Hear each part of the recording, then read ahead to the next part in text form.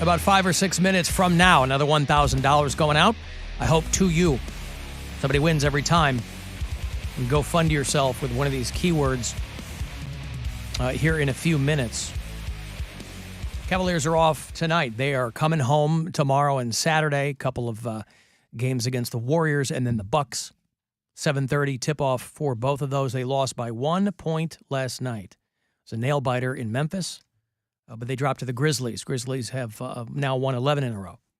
So 115 to 114 was the final there. The Cavs basketball tomorrow night to launch you into your weekend. Mary Santora is out today. She will be live from San Diego tomorrow, but I will still put people on her Polar Blast team. Snow Babies. My team's taken care of. My team, the Coxsicles. We'll do Bills next week. Big Billy's Bottom Boys. That's right. And you'll see we're getting ready to drop a little video promo for you very soon to get you excited about the Polar Blast, because you can just, even if you're not on one of our teams, a lot of people just come out and watch, and you can certainly do that because we party in the lodge. Matitude's going to spin for us. We got a bunch of prizes. Friday, February 3rd is when we go back up to Boston Mills Brandywine. It's been a 2-year hiatus. And so we'll return. And today and tomorrow, 5:20, I'll fill the last 2 slots on Mary's team.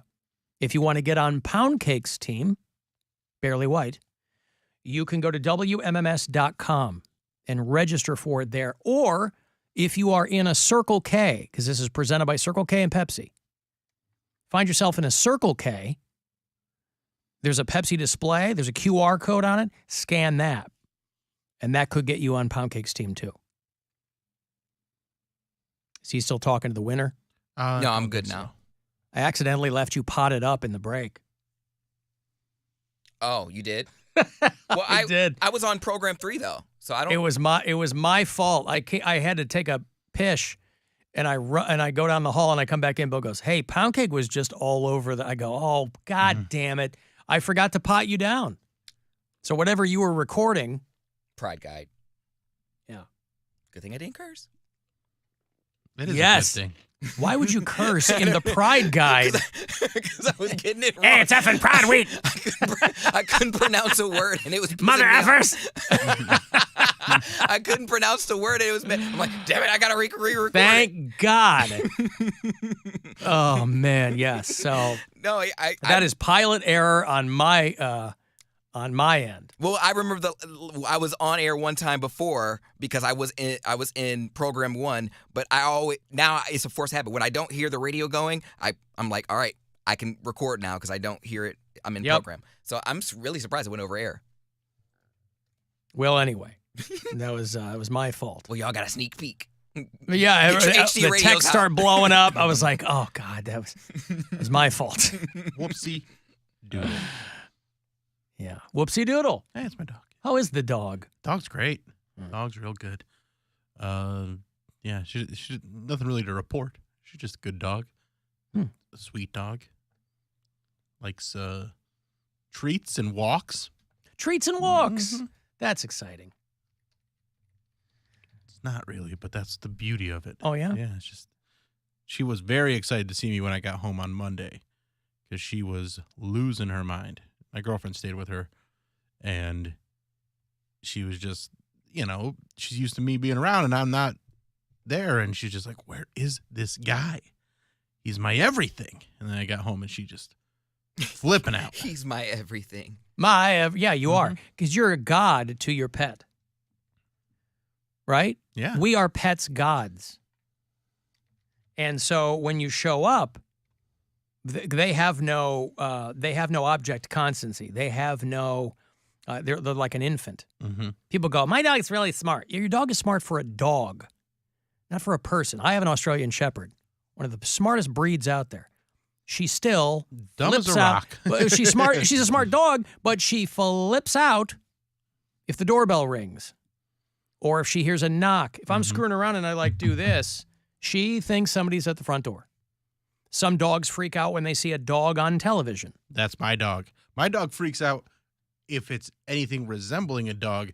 My girlfriend was listening to Spotify on the TV, and it had an album cover, and the album cover had the silhouette of a dog, and my dog was like, "Who is this? Why are they in my house?" and just started barking at the TV screen because of an outline of a dog.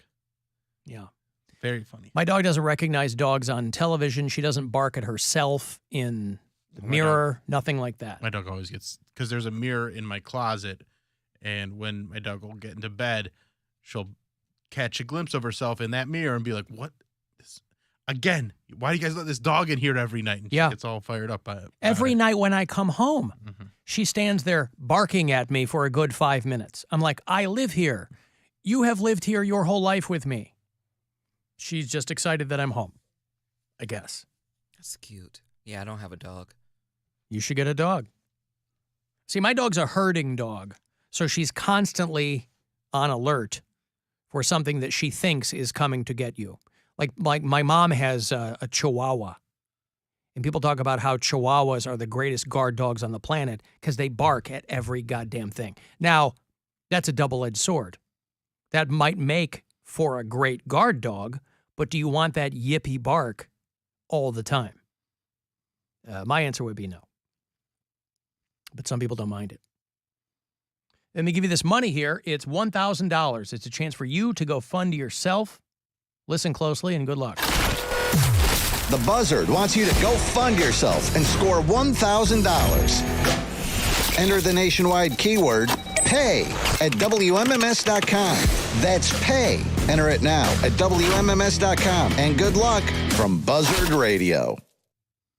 Alan, you sound phenomenal, and I bet you smell terrific. Hey, how about that? Here's an unsolicited message. There are some people. Of a guy who's nailing it. Well, I did start wearing cologne in the new year. I'm glad. Yeah.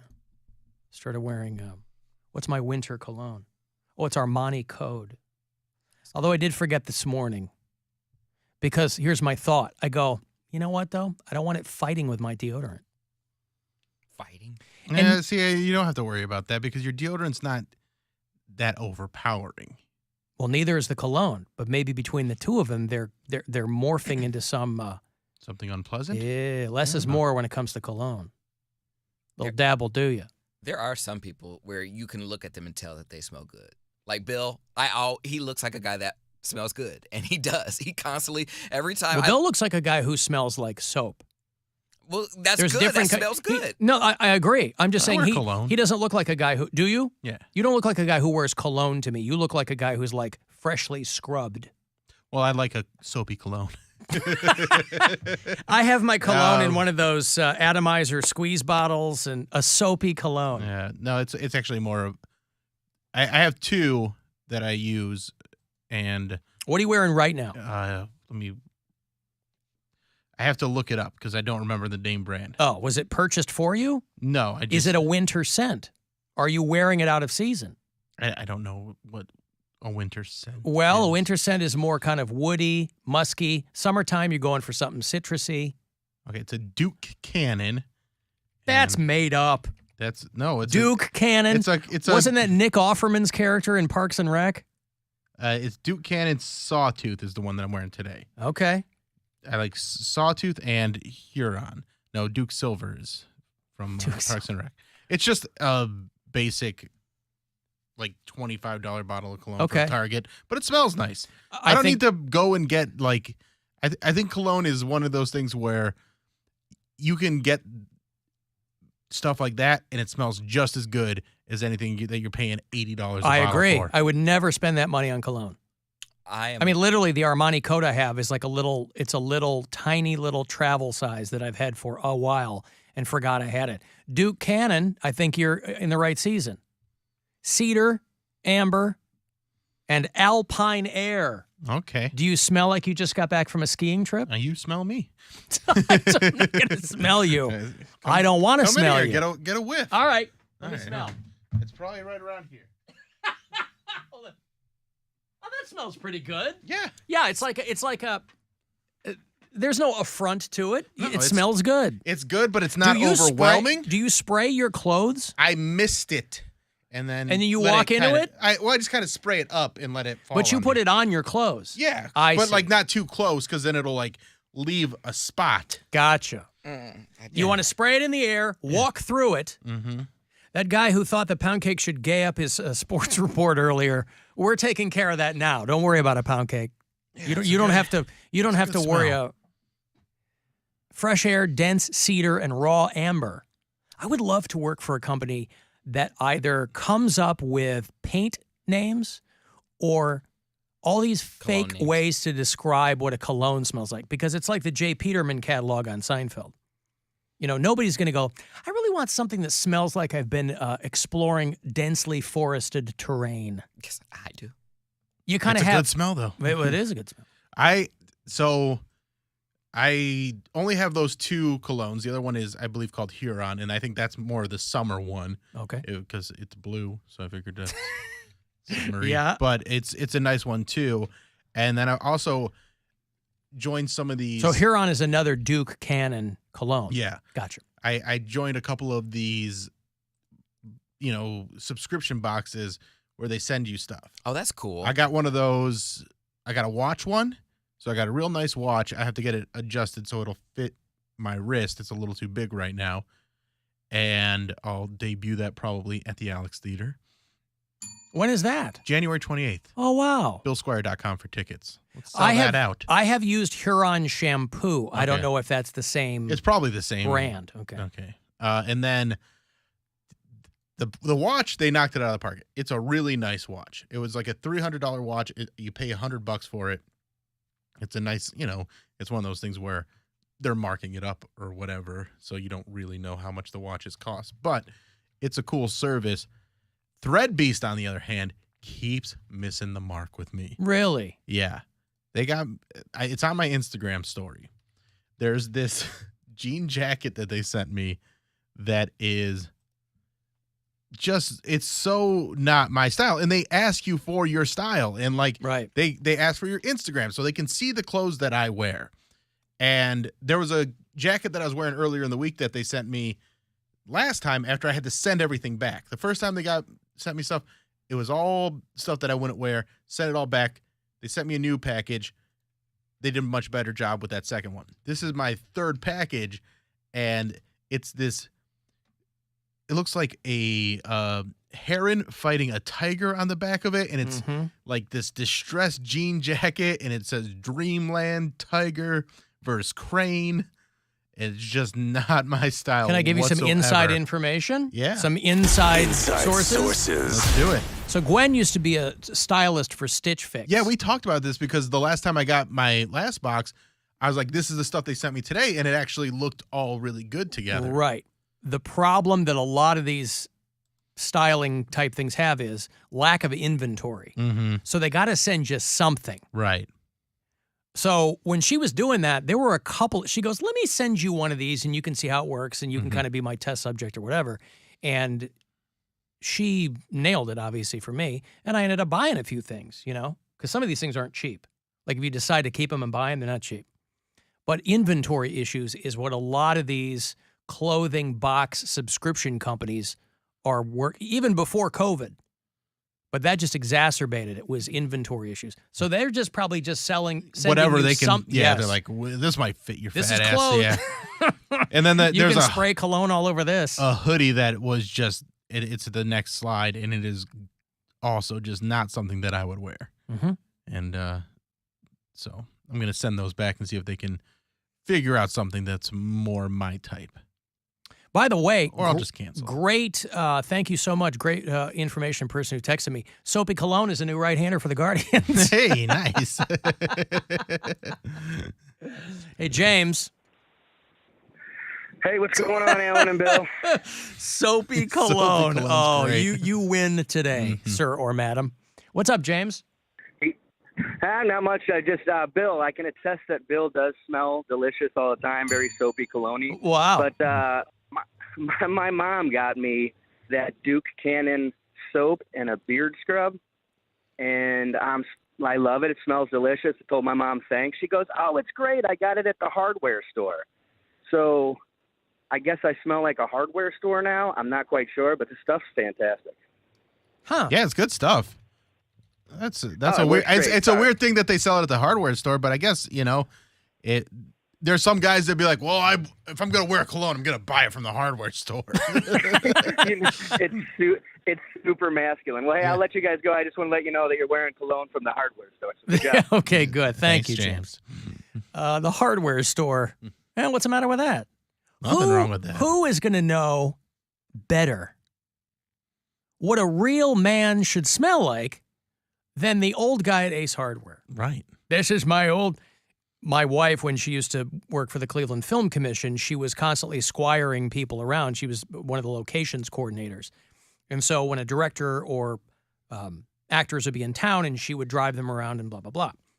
And when Nicolas Cage was in town for something he was either potentially shooting or did shoot here or whatever, he's riding shotgun. And she gives these people, she's a pro, she gives people their space and wasn't super chatty. And he mentioned something about his cologne, and so she's like, all right, I'll play along. And she asked him where he got it, and he's like, I can't tell you. Like, he brought it up, He brought it up. But yes, like quintessential Nick Cage. I can't tell you, it's a special blend made just for me. And she was like, oh, cool. And they keep driving, and she doesn't say anything more. And he goes, all right, I'll tell you. He was dying to tell her. Did that happen to me with Chad Daniels, the comedian I was working with? He was telling me about something, and I got to keep it off the air. But he's like, yeah, me and so-and-so had, go our different ways. And I was like, oh, okay, that's a bummer. What happened? And he goes, I can't tell you. And then literally a beat goes by. He goes, okay, this way. And I was like, right. Very funny. Like, he couldn't wait to right. He just wanted me to pry a little bit more, but I was like, I'm not going to pry anything. And I'm not a prior either. Yeah. I'm not going to go, oh, come on, what happened? I'm like, okay, you've just told me you don't want to talk about it. That's where the conversation ends. I respect your decision. And he told me about it. I was like, oh, yeah, I can see why you did what you did, because it was a weird thing to do. Yeah. Alan, I got my cologne at the hardware store, too. It's called WD-40. Yeah! Hank Hill! That's right. Get that water displacement. Delicious. I've got a break again here. If you want to text for anything, 35192.